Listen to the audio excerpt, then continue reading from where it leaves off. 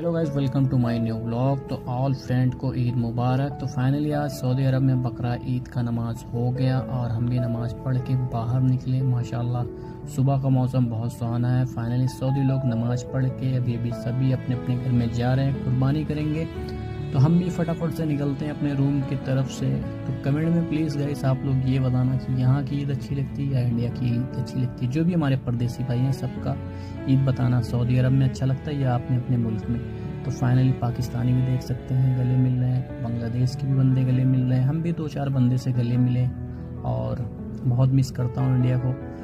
तो देख सकते हैं फाइनली गाड़ियों की तादाद लगी हुई है। कुछ सुबह का मॉर्निंग का टाइम ऐसा है सऊदी अरब में। पानी का बोतल लिए अभी पी के फिर जाके सो जाएंगे।